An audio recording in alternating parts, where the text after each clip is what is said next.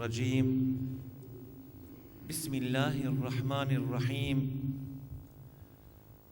الحمد لله الذي جعل بيته العتيق ركنا من أركان الإسلام والصلاة والسلام على رسولنا محمد خير الأنام وعلى آله وأصحابه ما لبى الملبون وذكر الله الذاكرون. Me lutje tek Allahu i gjithëmëshirshëm, që paqet dhe begatit e tij të panumërta të jenë mbi ju, familjet tuaja, vendin ton e më gjerë, dëshiroj që fillimisht ju përshëndes me Assalamu alaikum wa rahmetullahi ta'ala wa barakatuh. Të nderuar vëllezër,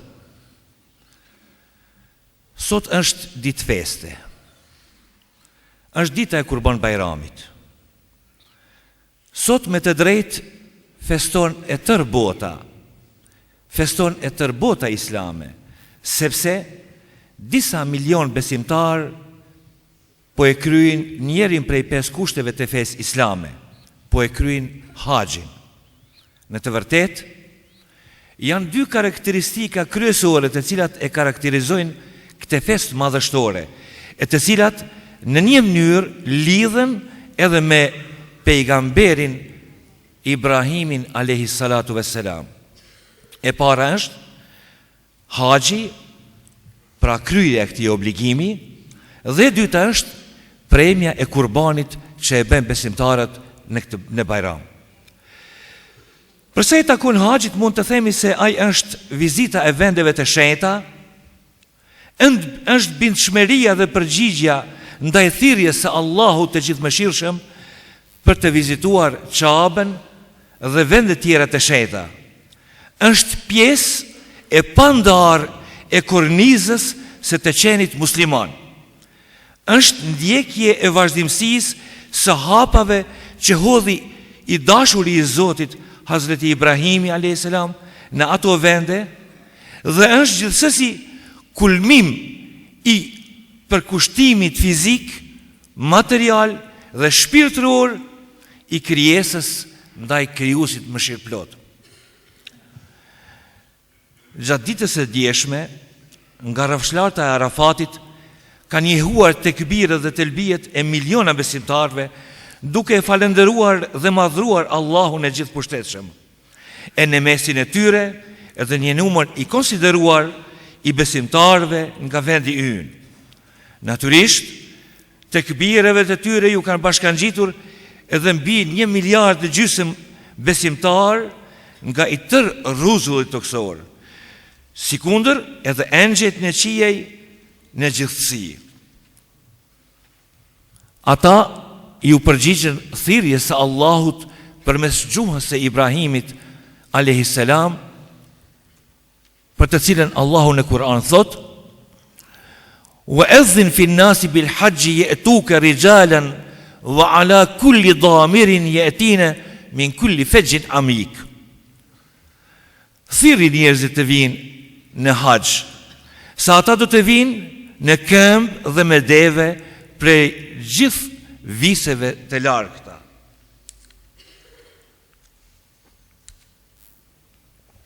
Pra, kryerja e haxhit është detyrë e lartë islame. Është farz për çdo besimtar të shëndosh fizikisht dhe psikikisht, që ka mundësi materiale për ta përballuar këtë rrugë të hajrit, dhe atë një herë gjatë jetës së tij. Me një rast, kur pejgamberi alayhis salam, paqja qoftë mbi te, u bëri të ditur shokëve të tij për obligimin e haxhit, njëri prej tyre e pyeti: "A për çdo vit ja Resulullah?" Profeti heshti. Por kur kjo pyetje atij ju përsërit 3 herë, atë pas herës së tretë ai tha: "Nëse do të thosha po, do t'ju bëhej i detyruar për çdo vit dhe ju për këtë nuk do të kishit mundësi." Po ju përkujtoj vëllezër me këtë rast se haxhi i parë në historinë islame u krye në nënvëzhgimin e Hazreti Ebu Bekrit, kurse pejgamberi alayhi salatu vesselam e kreu këtë detyrë të shenjtë të haxhit 1 vit më pas, në vitin e 10 të hijretit. Ky që haxhi i parë dhe i fundit i pejgamberit alayhi salam dhe u quajt haxhi lamtumirës. Është prandaj një privilegj për të gjithë ata besimtar, për ata vëllezër dhe motra që edhe këtë vit ju kanë bashkangjitur miliona besimtarëve nga të 4 anët e rruzullit toksor për të shkelur aty ku ka shkelur këmba e pejgamberit alayhis salam dhe e shokëve të tij besnik. Ata në këtë mënyrë ju kanë përgjigjur ftesës së pejgamberit alayhis salatu vesselam, i cili ka thënë: "Ejuhan nas, inna Allah azza wa jalla qad farada alaykum al-hajj fahijju." O njerëz, Allahu ju ka obliguar me haxh, andaj kryeni atë. Këtë ibadet kaq të rëndësishëm e karakterizojnë disa veçori të cilat nuk do t'i hasim tek adhurimet tjera. Është e para veshja e ihramit, e cila simbolizon barazin absolute. Të gjithë haxhilerët, gjatë kohës sa janë të veshur me ihram, janë të njëjtë, të barabartë, pa dallimin e mes tyre. Nuk ka dallim në mes të mbretit a qytetarit, në mes të ministrit apo fshatarit, në mes të bardhit apo të ziut, në mes të pastorit dhe ati më pak të pastor. Vetëm ky shembull do të mjaftonte për model në tërë botën për barazi sociale e për të cilën aq shumë njerëzit kanë nevojë.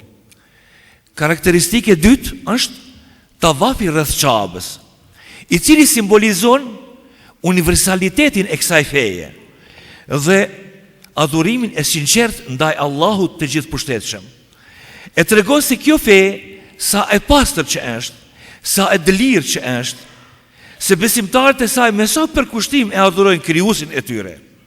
Aty në murët e Qabës qëndron edhe Haxherul Esvedi, ose guri i zi, i cili simbolizon materialen e kësaj bote, amshuashmërinë e ahiretit dhe natyrisht kënaqësitë e xhennetit.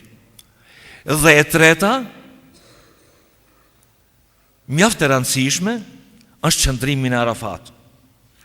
Qëndrimi në Arafat padyshim është tubimi më masiv dhe më madhështor që mund të ndodhë në sipërfaqen e tokës. Akoma nuk mahat në mend që në një vend për çdo vit të tubohet një numër kaq i madh besimtarësh për ta madhruar Allahun e gjithëpushtetshëm.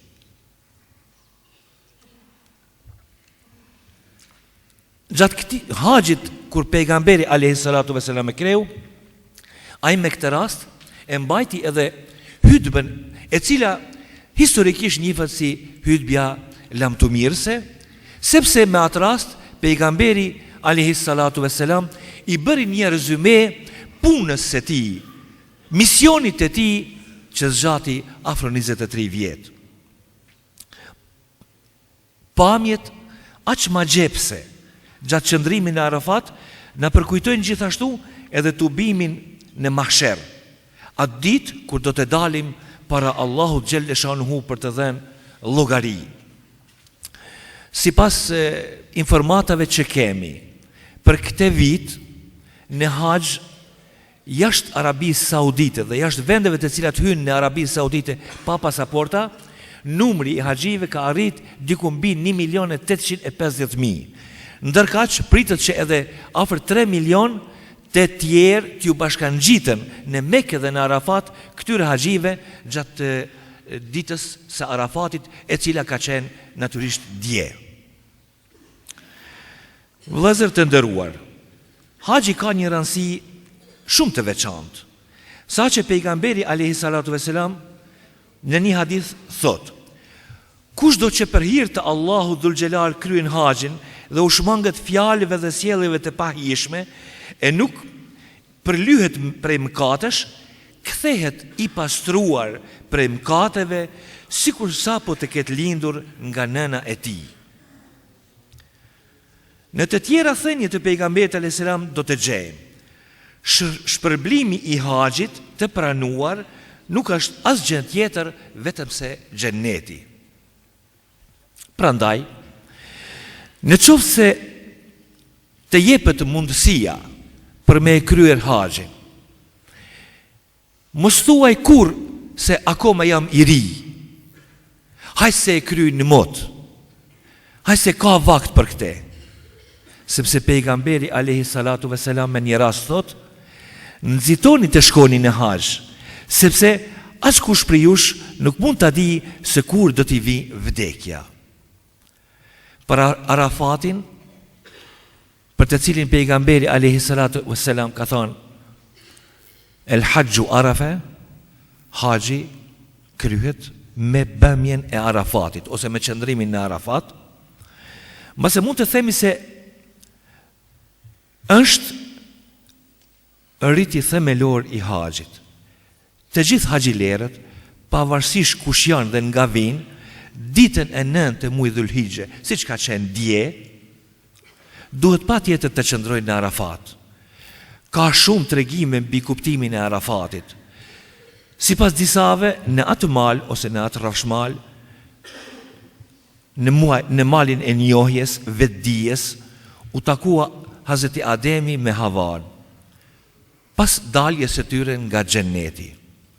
Ajo që është në mënyrë të pakontestueshme e sakt, është se ky mal është vendi ku qëndroi Hazreti Ibrahimi me të birin e tij Hazreti Ismailin kur i bën edhe ritet e haxhit.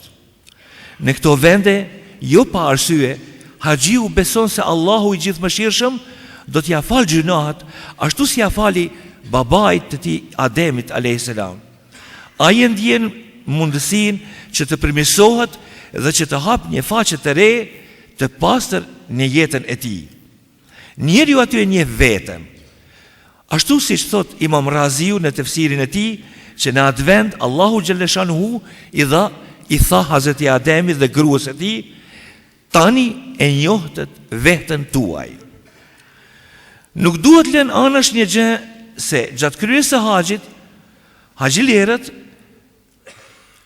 gjatë kësaj kohe e përsëritin në mënyrë të vazhdueshme telbien, e që është lebejk Allahumma lebejk. Në përkthim ajo do të thotë, të përgjigjëm thirrjes tënde o Allah. Ju përgjigjem. Ju përgjigja thirrjes tënde, që nuk ketë ngjajshëm. Ju përgjigja. Vetëm ty të përket falënderimi, mirësia dhe sundimi, ti nuk ketë ngjajshëm. Kjo është kuptimi i telbijes. Ç'është e vërteta, Allahu i gjithëmëshirshëm njeriut, krijesës së tij më të përsosur në sipërfaqen e tokës, i mundësoi dhunti të panumërta, saqë edhe po të dëshirojmë t'i numërojmë të gjitha këto dhunti, është e pamundur për ne.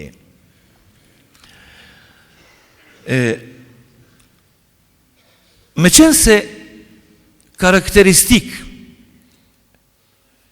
e Kurban Bajramit, siç e përmenda në fillim, është edhe premja e kurbanëve, më lejoni që shumë shkurt t'i përmendi disa çështje që kanë të bëjnë ekskluzivisht me Kurban Bajramin.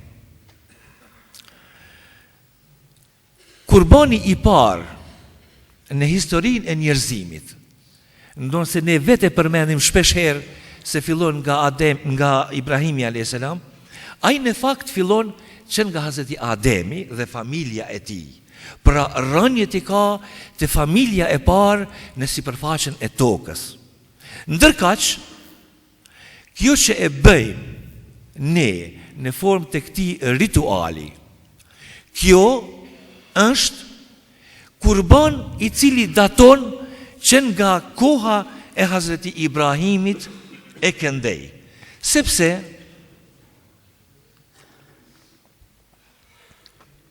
siç e dini vëllezër të nderuar të gjithë, Hazreti Ibrahimi alayhi salatu wassalam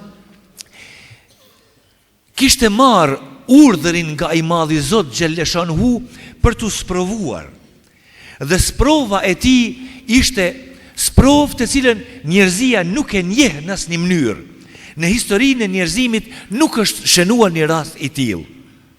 Kështu që pejgamberi Ibrahim alayhi salatu vesselam sa po u vërtetua për marrjen e urdhërit nga ana e madhi Zot Gjelleshanhu, ju drejtua dhe i tha djalit të tij: "Fabashsharnahu bi ghulamin halim, falamma balagha ma'ahu as-sa'ya qala ya bunayya inni ara fil manami anni adhbahuka fanzur madha tara qala ya abati if'al ma tu'mar satajiduni insha Allahu min as-sabirin." Hazreti Ibrahim i tha të birit e tij: "Un kam marrë të madhi Zot Gjelleshanhu, dhe urdhërit të Zotit duhet përgjigjur natyrisht." Po si mos t'i përgjigjet Hazreti Ibrahimi, i cili ishte Khalilullah, ishte dost, mik i Perëndis, për faktin se ai e zbatoi urdhërin e të madhit Zot Gjelleshanhu. Prandaj ai me kënaqësinë më të madhe e muar djalin dhe u drejtua për të zbatuar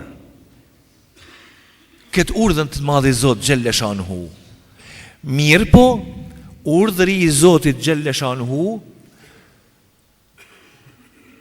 ishte që me këtë rast të vjen në shprehje mëshira e të madhi Zot Gjelleshanhu. Në momentet kur ai dëshiron të sakrifikon të birin e tij, Allahu Gjelleshanhu, duke e pa gatishmërinë e Hazreti Ibrahimit, urdhëroi Xhibrilin që Ismailin të zëvendësoj me një dash. Dhe në atë moment, kur e pa Hazreti Ibrahimi dashin, nuk pati se çka me bën veç tha: "Allahu Akbar, Allahu Akbar." Hazreti Ismaili tha: "Allahu Akbar walillahil hamd. La sharika lek, Allahu Akbar, la sharika lek." O Zot, nuk keti të ngjashëm, nuk keti ortak në punën tënde. Pastaj Hazreti Ibrahim i tha: "Allahu Akbar walillahil hamd." Allahu është më i madhi, atij i takon tërë falënderimi. Pejgamberi alayhi salatu vesselam me rastin e Kurban Bajramit thot se besimtari nuk mund të bën asnjë punë më të mirë në këtë ditë Bajrami se sa me therr kurban. Dhe përmes mishit të kurbanit me i gëzue edhe ato familje të cilat ndoshta në këtë ditë nuk kanë se çka t'ju qesin përpara fëmijëve të tyre. Prandaj, vëllezër të nderuar, është mirë që në këtë ditë të bekuar, në këtë ditë feste, me prej kurbanin dhe mishin e tij s'paku me nda në 3 pjesë të barabarta. Një pjesë mja u dhonë, mja u shpërnda të varfërve, një pjesë mja u shpërnda të afërmve, farefisit, dhe një pjesë mundet me ndal njeriu edhe për vetën e vetë, për familjen e tij. Mos harroni një gjë. Shpesh herë të ne përmendet se duhet me ra gjakun e tokë. Nuk është qëllimi i prerjes kurbanit ramja e gjakut në tokë, në asnjë mënyrë, sepse i madhi Zot Gjelleshanhu nuk ka nevojë as për gjakun e ndokujt, as për mishin e ndokujt, por ai ka nevojë dhe atë e gëzon, Zotin e gëzon sinqeriteti dhe devotshmëria e besimtarit. Aty ku nuk ka sinqeritet, aty ku nuk ka dashurin ndaj Allahu Dhul Gjelal, bindjet e plot ndaj Allahu Dhul Gjelal, aty nuk ka nevojë të derdhet gjak as të prehet mish. Pra, duhet shkuar gjurmëve të pejgamberit alayhis salam, i cili Hazreti Fatime si tha: "Oj Fatime, në ditën e Bajramit preje kurbanin, se akoma para pika e pare gjakut të kurbanit në tokë, i madhi Zot Gjelleshanhu i fal mëkatet, i fal gjunahat." Të nderuar vëllezër, ne shpeshherë me rastin e festave tona kemi vërejt se besimtarët tonë falë Zotit Gjellëshanhu në këtë drejtim kanë një përvojë, kanë një traditë të cilën duhet edhe me ndjek. Pra, mi u gëzue festës së Bajramit, me i gëzue familjarët, farefisin e të gjithë të tjerët, sepse kjo është mënyra më e mirë se si do ta festonim festën e Bajramit. Për fat të keq, tek ne random ndodhin surpriza për më të ndryshmeve. Kohëve të fundit, ditë më shumë po na servohen lloj-lloj reklame nëpërmjet të informacionit se si restoranet e ndryshme bajnë muzikë, bajnë party, bajnë nuk e di se çka për Bajram. Po ju them se një gjë e tillë është skajshmërisht haram. Është haram për ata që organizojnë, është haram për ata që marrin pjesë, është haram për ata që të përzijnë muzikë e alkool pikërisht në ditën e Bajramit.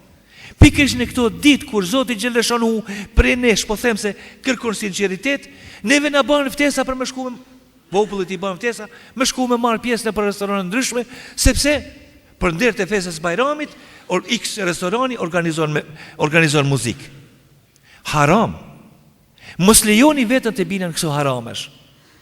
Sikundër që muslimanët tonë më pa kur farë të drejte ju drejtohen dhe festojnë Halloweenin, festojnë shtrigat, festojnë nuk e di se çfarë. Edhe për këtë po ju them me shumë kompetencë, ju lutem mos i leni fëmijët e juaj, ju lutem udhëzoni dhe këshilloni antarët e familjes tuaj që mos të bien në këto graska. Nuk janë festa tona. Nuk mundemi gjithçka të emitojmë në mënyrë të verbër. Kret në fund, më lejoni t'ju them edhe këtë. Festat fetare në Islam janë rast i mirë që njeriu të pendohet për mëkatet e tij. Njeriu t'i lutet Zotit Gjellëshanhu që ta falë. Njeriu t'i kthehet të madhi Zot Gjellëshanhu duke i thënë: o Allah i gjithë mëshirshëm, sa do me qenë fajet e mia të mëdha, megjithatë mëshira dhe rahmeti yt është edhe më i pakufishëm.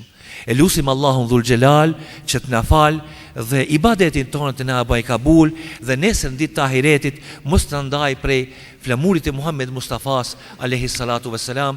Wa akhiru da'wana anil hamdulillahi rabbil alamin.